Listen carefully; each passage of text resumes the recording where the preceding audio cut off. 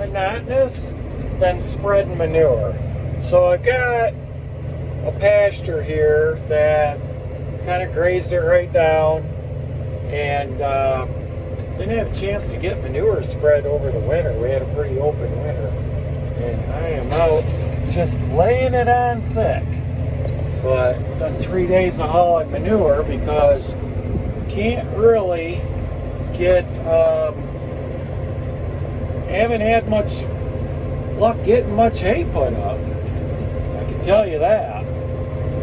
Got a couple nice days here, but it was forecast to not be as good. And now it's good for only 2 days. And a lot of people did cut hay, but I don't know if they're going to get it up. Only 68 degrees today. It's going to be about 72 tomorrow and more clouds. So only 10% of the way through my first cutting. I'm just scouting fence line here, keep them out of the lake before I turn cows into this part of the pasture. I think July 1st I'm going to turn these cows and mama cows and calves out to the bigger area. Kept them kind of tight because of the problems I had last year losing calves. I think the coyotes. I'm just checking out. This area here looks pretty flush with grass. I got a lot of this stuff and run through the brush. Gosh, I just trimmed all this stuff last year. I got to drag some more steel line down here. Get rid of most of this poly wire. Just got to cut it ahead of time and drag it down the slope.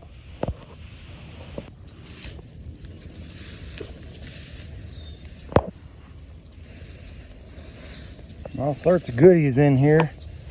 Get some bird's foot, red clover gone to seed already. A lot of fescue, a lot of tall fescue down in here. And way up on slopes in this Phragmites growing, they'll eat that too once they get in here. Up on the slope on the plateau rather. Almost said flat toe. Now check the perimeter up here along the road. I originally put this fence in, geez, I don't know, 15 years ago. Got an old cyclone fence here that's up on some parts of it. So I don't need anything too fancy. I do some more cutting brush.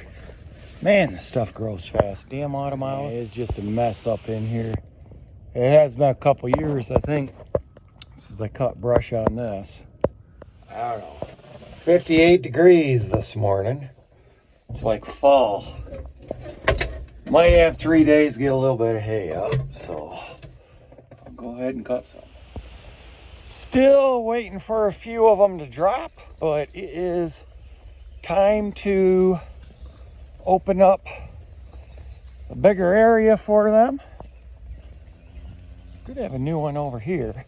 Take this cross fence of poly wire down. Oh, what do we got here? He wants to play. Huh? See which one we got here. Yeah, that's my 18-year-old mama. She produces some nice babies. Okay, girls, come on over. Let's get some new grass.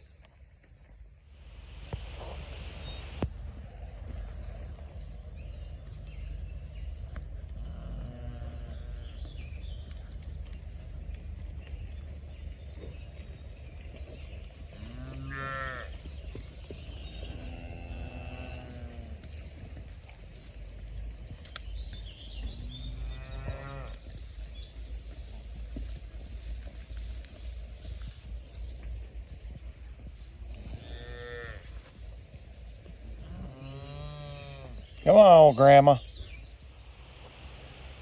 It's some rough ground defense.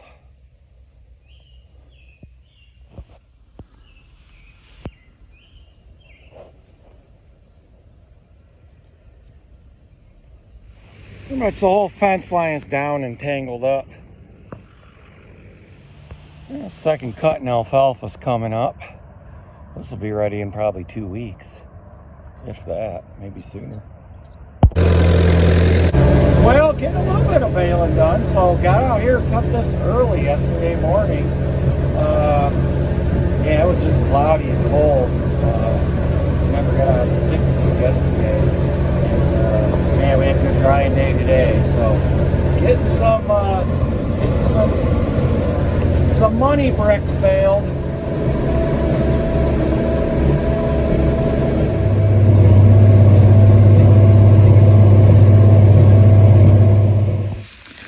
So, trying to decide whether or not to move these yearlings to another pasture. What I have here is a lot of trampling. So there's a lot of forage there that they have just, when this forage gets tall, they trample it down. And there's a lot of trampling in spots. But I haven't been here for about 3 days. I guess out here they grazed it pretty good. Trying to make the decision. I mean, to me, a lot of damn forage there they could eat yet.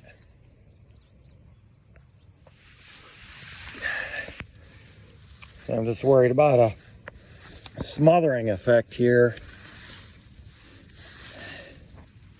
Hurting the regrowth having that downed like that. So I think they need to start picking some of this up off the ground a little bit better. But yeah, this stuff gets tall, they trample it, it bends down a lot.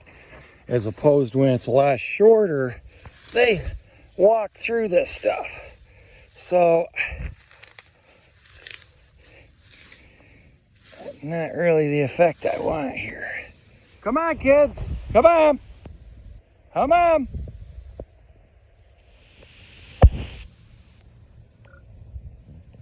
Come on, kids. Come on through. Come on. Come on. Don't be afraid. Come on in.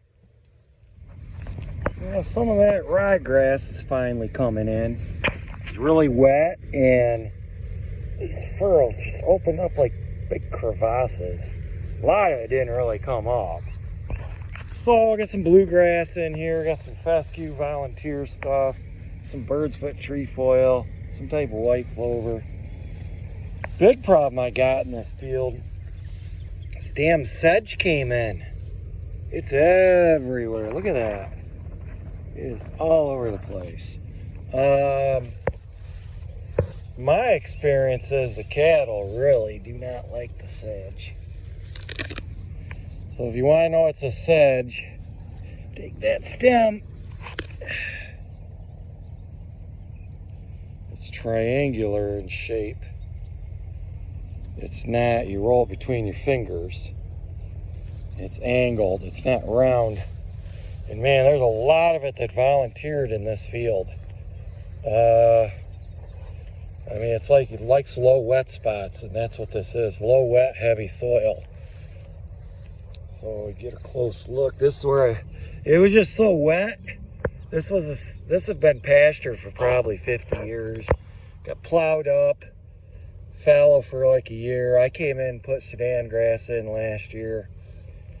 And then volunteer grass came in. This was so wet this spring. All I could do, I used that big Cat Challenger to drag that no-till, Lilliston no-till drill through here.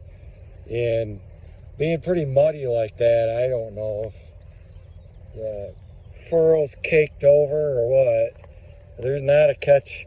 There's some spots you see rows of ryegrass, but there's a lot of spots you got to look hard to even see if it came up. And I mean, look, here's a furrow, and these deepened right up and cracked. That's ryegrass that I planted.